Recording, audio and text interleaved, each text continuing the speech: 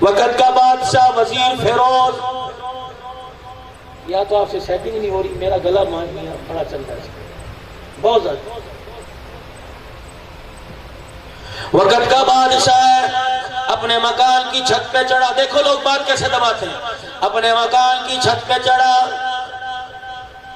وزیر کی گھر والی کو چھت کے اوپر دیکھا، دل میں خرابی پیدا ہو گئی، نیت میں خرابی آ گئی، محل کی چھت سے اترا، کہنے لگا سامنے والا مکان کس کا؟ کہ تیرے وزیر فیروز کا۔ اسے بلاؤ، میاں کیا کر رہے ہو؟ علی جا آپ کے حکم کا انتظار، یہ خط لے جاؤ فلانے ملک کے بادشاہ کے پاس لے جاؤ، جب تک جواب نہ دے واپس نہیں آنا۔ وزیر کو کیا پتا، مالک کی آنکھ کے اندر میل آ گیا، دل میں فتور آ گیا۔ نوشیروان بادشاہ اپنی رعایا میں نکلا، اپنی سلطنت میں نکلا، ایک انار کے باغ میں پہنچا، مالک پہچانتا نہیں تھا، کمیاں پردیسی بڑی دور سے آیا، قافلے والوں سے بچھڑ گیا، مجھے پانی پلا۔ مالک کو ترس آیا، کہنے لگا پتہ نہیں کب آئے یا نہ آئے، پانی کیا پلاؤں؟ چلو ایک انار نچوڑ کے پلاتا ہوں۔ آدھا انار نچوڑا، برتن بھر گیا، بادشاہ نے پانی پیا، دل کے اندر خیال آیا اتنا میٹھا شہد کا شربت ہے، اتنا میٹھا انار، اتنا میٹھا رس، واپس جاؤں گا یہ باغ اپنی ملکیت میں لے لوں گا۔ اللہ غنی میرے عزیزوں، تھوڑی دیر کے بعد بادشاہ اس باغ سے جانے لگا، نوشیروان کہنے لگا مجھے ایک برتن میں پانی اور پلا۔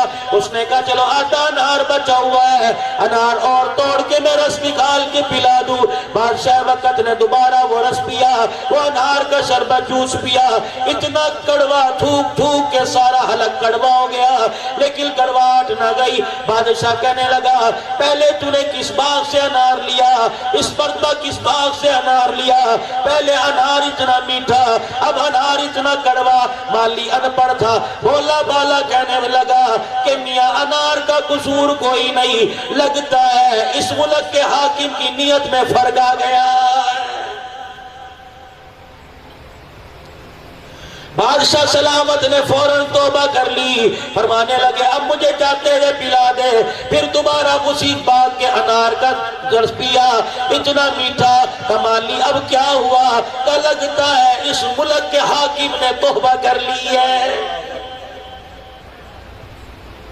بادشاہ کو کیا پتا میں کیا کرنے والا ہوں، وزیر کو کیا پتا، گھر گیا، تکیے کے نیچے خط رکھ دیا اور خط رکھ کے کہنے لگا صبح جلدی اٹھا دینا، میں نے بادشاہ کا خط لے کے دوسرے ملک میں جانا ہے۔ صبح جلدی گھر سے نکلا، خط لے جانا بھول گیا، پتہ لگا بادشاہ سلامت کو کہ میرا وزیر چلا گیا، دل چڑھے اس کی وزیر نہیں، وزیر کے دروازے پر آ گیا، دروازہ بجایا، اللہ اکبر، خادمہ بولی کون؟ کہ بادشاہ سلامت اندر آنا چاہتا ہوں۔ دروازے کھول دیے، اندر مسیری پر بٹھایا، بادشاہ حکم کیجئے، آپ کا وزیر فیروز تو آپ کے کام سے گیا، کہ اس کے لیے نہیں آیا، میں تیرے لیے آیا ہوں۔ بادشاہ نے دبے لفظوں میں کہا اللہ غنی میں تیرے پاس آیا، میں تیرے سے مہمان نوازی چاہتا ہوں۔ اللہ والی سمجھ گئی، ہنس کے نہیں دکھایا، بادشاہ کی بات سن کے رونا شروع کر دیا، کہنے لگی بادشاہ میں نے دو باتیں کرنی ہے، ہم بھی تیرے، ہمارا مکان بھی تیرا، ساری سلطنت رعایت تیری، جو چاہے کریو، تجھے روکنے والا کوئی نہیں۔ میں نے بڑوں سے سنا ہے شیر کتنا بھی بھوکا کیوں نہ ہو جائے کبھی مردوں کا شکار نہیں کیا کرتا ہے۔ شیر ہوتا ہے، خاندان بچاؤ، نوجوانوں عزتیں بچاؤ، جگہ جگہ خدا کے واسطے، تمہارے میں سے کوئی بھی ایسا نہیں۔ لیکن میرے عزیزوں اس موبائل کے ذریعے مسلمانوں تک، اپنے بھائیوں تک، نوجوان بچوں تک بات پہنچانا چاہتا ہوں، جگہ جگہ منہ نہ مارو، رب کائنات کی قسم ذائقہ تو تبدیل ہو جائے گا لیکن تمہارے ماں باپ کی عزت کا جنازہ نکل جائے گا۔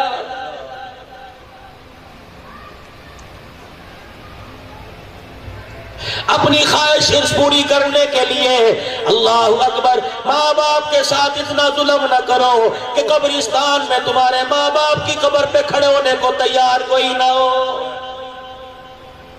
بادشاہ سلامت میری بات سنیے، شیر کتنا بھی بھوکا ہو جائے کبھی مردار نہیں کھاتا، مالک کتنا بھی چھوٹا کیوں ہو کبھی کتے کے برتن میں نہیں کھاتا ہے۔ ہم تو تیرے کتے ہیں۔ بادشاہ اتنا شرمندہ ہوا، آنکھیں برسنے لگی، جوتیاں چھوڑ کے بھاگ گیا۔ ادھر فیروز کو یاد آیا بادشاہ کے کام گیا تھا، خط لے جانا ہی بھول گیا۔ واپس آیا، کہنے لگی خیر ہوئے، کہ خط تو یہی بھول گیا، کہاں رکھا ہے؟ تکیے کے نیچے رکھا ہے۔ اللہ اکبر، نیچے جھکا، تکیے کے نیچے سے خط نکالنے لگا۔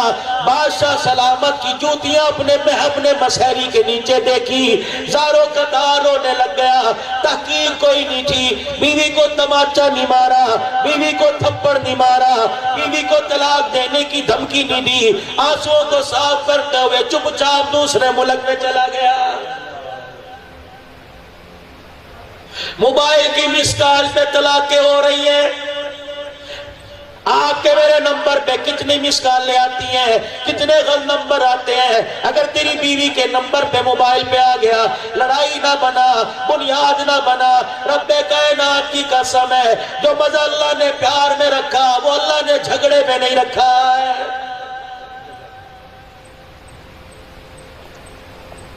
کبھی آپ نے مسجدوں میں بیٹھ کے سوچا، کبھی آپ نے گھروں میں بیٹھ کے سوچا الحمدللہ اللہ نے معاشرت میرے پہ کھول دی، میں حالات حاضرہ پر گفتگو کرتا ہوں، مجھے نبی کی زندگی کے مبارک واقعات تھوڑے بوڑے آتے ہیں، مجھے کربلا کے شاہ سواروں کی شہادت بھی آتی ہے، مجھے معراج کا واقعہ بھی آتا ہے، شب برات کی توبہ کا واقعہ بھی آتا ہے، لیکن میرے عزیزوں آج بڑی مشکل سے آپ لوگ اکٹھے ہوئے ہو، ہر مسجد والا، ہر مکتبہ فکر والا، ہر ذہن والا، ہر گھر والی اکٹھی ہوئی، میں یہاں وہ بات مسجد کی نہ کر کے جاؤں جو مسجد کے منبر پر مسلک والا بیٹھ کے کرتا ہے، میں وہ بات کر کے جاؤں جو ہرا کے دامن میں کھڑا ہو کے آمنہ کا لال کر کے گیا۔ آنکھوں سے آنسو صاف کیے، چل دیا، واپس آیا، عرصے بعد دل میں بات تھی، جوتے کیوں بادشاہ کے یہاں پڑے تھے، بیوی کو نہیں مارا۔ بادشاہ سلامت کو دوسرے بادشاہ کا خط دیا، واہ واہ بڑا اچھا تو نے حکم کی تعمیل کی، کام کیا، یہ لے پیسے، جاتا وہ اپنے گھر کچھ لے جا۔ فیروز بازار میں نکلا، اپنی بیوی کے کپڑے بناؤ سے دھار کا سامان لیا، گھر چلا گیا۔ آگے ہو، آؤ آپ کے ہاتھ پاؤں دلاؤں، کھانا کھایا۔ یہ گٹھڑی کس چیز کی؟ بادشاہ نے جو انعام دیا تھا ان پیسوں سے تیرے لیے کپڑے لے کے آیا، اللہ خیر کرے، پہلے ہی بڑے تھے کہ میرا دل چاہ رہا تجھے تیرے ماں باپ کے گھر چھوڑ کے آؤں۔ اچھا چلو چلیے چلتے ہیں، جن کو بیاہ کے لایا کرو، اللہ اکبر، انہیں کونے میں بیٹھا روتا دیکھ کر یہ محسوس نہ کیا کرو میری امی کی وجہ سے رو رہی ہے، میری بہنوں کی وجہ سے رو رہی ہے، زیادہ روٹی پکانے کی وجہ سے، کپڑے دھونے کی وجہ سے رو رہی ہے۔ کبھی مسکرا کے پوچھ لیا کرو تجھے تیرا باپ تو یاد نہیں آ رہا؟ کائنات کا نبی ہے، حضور کی عزت سے بڑی عزت کوئی نہیں۔ بیٹی رخصت ہوئی، 4 دن کے بعد دروازے پہ چلے گئے۔ مل دق الباب، کون ہے دروازے پر؟ انا محمد الرسول اللہ صلی اللہ علیہ وسلم۔ دروازہ کھولا، ابا جان، بیٹی کو دیکھ کے آنسو آ گئے۔ یہ تو ہماری بدبختی ہے، میں آپ لوگوں کی شان میں ایسی بات نہیں کروں گا جس سے آپ کی عزت نفس مجروح ہو، میں تو اپنے آپ کو سامنے رکھ کر آپ لوگوں سے گفتگو کروں گا۔ یہ تو ہماری بدبختی ہے، بیٹیوں کو بھیجنے کے بعد کبھی پوچھتے نہیں۔ رب کائنات کی قسم ہے، میں یہاں 2 بیٹیوں کا ذکر کر کے اپنے موضوع کو آگے لے کے چلوں گا۔ مولانا بیٹھے ہیں، مفتی عبد المتین بیٹھے ہوئے ہیں، اور لوگوں ان سے پوچھ لو جب نبی کی رقیہ حبشہ کی طرف ہجرت کر کے جانے لگی، حضرت عثمان کپڑوں کی گٹھڑی بغل میں لے کے آ گئے، سیدہ رقیہ اپنی ضرورت کا سامان لے کے آئی، کملی والا نبی، رحمت والا نبی، 2 جہاں کا سردار نبی اپنی بچی کو رخصت کرنے کے لیے گھر سے باہر نکلے، بچی کے ہاتھ میں گٹھڑی دیکھی، بچی کے ہاتھ کا بوجھ لے کے اپنے سر پہ اٹھا لیا۔ سیدہ رقیہ آگے بڑی، رحمت دو عالم سے گٹھڑی واپس لے کے کہنے لگی ابا امت کا بوجھ کم ہے، جو میرا بوجھ اٹھاؤ گے۔ رحمت والے نبی نے کچھڑی دوبارہ لے کے سر پہ رکھی، سیدہ رقیہ کے آگے چلنے لگ گئے، آنکھوں سے آنسو ہے، نبوت والی زبان سے فرمایا او میری بچی، بوجھ اٹھانا مقصود نہیں، امت کو بتلانا مقصود ہے۔ ان باپوں کو میں کر کے دکھا رہا ہوں جو بیٹیوں کو بوجھ سمجھے گی، بیٹیوں کو بوجھ سمجھیں گے، بیٹیوں کی پیدائش پہ مٹھائی نہیں بانٹیں گے، ان کا عقیقہ نہیں کریں گے، سر جھکا کے چلیں گے، کہیں گے میری بچی پیدا ہوئی میری پگڑی پیروں میں آ گئی۔ ان کو بتانا چاہ رہا ہوں بیٹیوں کا بوجھ نہ سمجھنا، میں اپنی بچی کی گٹھڑی اٹھا کر دنیا والوں کو بتلا رہا ہوں، او میرے کلمہ پڑھنے والیوں، او میرے کلمہ پڑھنے والوں، بیٹیوں کا بوجھ باپ کے علاوہ کوئی اور نہیں اٹھایا کرتا۔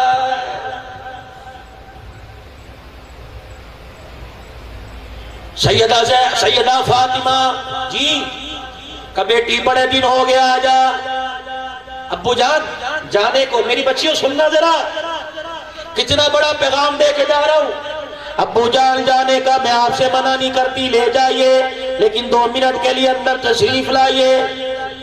کیا بات، ابا آپ کو علی نظر آ رہا ہے کہ نہیں؟ ابا آپ کو یاد ہے جب آپ نے مجھے دلہن بنا کے رخصت کیا تھا، میرے کان میں کہا تھا اے فاطمہ اب نبی کے گھر سے علی کے گھر میں جا رہی ہے، آج کے بعد تیرے بے اختیار میرا نہیں چلے گا، علی کا چلے گا۔ ابا جان آپ نے کہا تھا آج کے بعد علی کی بغیر اجازت کے گھر سے قدم نہیں نکالنا، ابا باپ کی مرضی، آپ نے جانا چاہتے ہو چلو۔ حضور وہی بیٹھ گئے، بیٹی کا چہرہ دیکھ کے مسکرانے لگ گئے۔ اتنے میں حضرت علی تشریف لے آئے، تیرے ابا کس لیے آئے؟ مجھے لینے کے لیے آئے۔ چلی جاتی، اے علی دل تو بڑا کرا، تیری بغیر اجازت کے چلی جاؤں، لیکن شور کی نافرمانی ہو جاتی، میرا قدم نکلتا، میرے باپ کی نبوت والی پگڑی پہ امت کی انگلیاں اٹھ جاتی۔ سبحان تیری قدرت، اللہ ایسی بیٹیاں سب کو دے۔ میری بچیوں کوئی بات نہیں، شور تمہارے کون سا ڈنڈا لے کے کھڑا ہے، کون سا نہ کرے گا، 2 مرتبہ کرے گا، 3ری مرتبہ کہے گا جاؤ چلی جاؤ جلدی آ جانا۔ فیروز کہنے لگا اپنی گھر والی سے چلے، کہنی بڑی اچھی بات ہے، ماں باپ کے گھر چھوڑ کے آ گیا اس نیت سے وہ سمجھی کہ مجھے لینے آئے گا۔ 1 مہینہ گزر گیا، شوہر نے واپس پھیرا نہ مارا، بھائیوں کو تشویش لاحق ہوئی، بہن کے سسرال آئے، پتہ کر کے آئے بہنوں ہی ناراض تو نہیں؟ السلام علیکم، وعلیکم السلام، اجی کیا بات ہے جب سے بہن کو چھوڑ کے گئے واپس نہیں آئے؟ کہ کوئی بات نہیں، وہی رہنے دو، وہی اچھی لگتی ہے۔ کہ لگتا ہے تو ناراض ہے؟ کہ ناراض کوئی نہیں۔ کہ پھر لینے چل، کہ نہیں جاؤں گا۔ کہ اچھا تیری شکایت قاضی وقت سے کریں گے؟ وہی نہیں، دے مار 4.5 کر دیا، شوہر کو مارا، تھانے بھاگ گئے۔ نہیں نہیں نہیں، عزت دار لوگ تھے۔ اتنی سی ہوا نکل گئی، ابے کی پگڑی زمین پہ آ جائے، ماں کا دوپٹہ اتر جائے گا۔ قاضی کی عدالت میں گئے، قاضی صاحب اس وقت بادشاہ کے پاس بیٹھے ہوئے تھے، بہنوئی 2 سالے۔ قاضی صاحب تیرے دربار میں تیری عدالت میں کیس لے کے آئے، کیا کیس لائے ہو؟ یہ جو آدمی کھڑا ہے اس کے حوالے، اسے مالی سمجھ کے اس کے حوالے ہم نے اپنا باغ کیا۔ اس باغ میں درخت ہرے بھرے تھے، ان درختوں پہ پھل بھی لگے ہوئے تھے، درختوں کے سائے میں پانی کا کنواں بھی تھا۔ اس مالی نے جتنا ہو سکا اس درخت کی، اس باغ کی رکھوالی کی، اس درخت کے پھل بھی کھائے، اس کے کنویں کا پانی بھی پیا۔ نہ جانے پتہ نہیں کیا ہوا، ایک دن مالی کو کیا سوجی، وہ پورے کا پورا باغ اٹھا کر ہماری جھولی میں ڈال کے چلا گیا۔ قاضی کو بھی نہیں پتا کیا فیصلہ ہے۔ بہنوئی کی طرف پوچھا میاں یہ کیا کہہ رہے ہیں، تو نے ایسے کیا؟ کہا جی بالکل حق، بالکل سچ، انہوں نے مجھے درختوں پھلوں سے بھرا باغ دیا تھا، پانی کا کنواں تھا، ٹھنڈا بڑا میٹھا تھا، جب تک میرے مقدر میں چاہ میں پیتا رہا، روزانہ میں اپنے باغ میں آتا، پھل بھی کھاتا، پانی پیتا، لیکن میں اپنے باغ میں آیا، میں نے باغ میں کیا دیکھا؟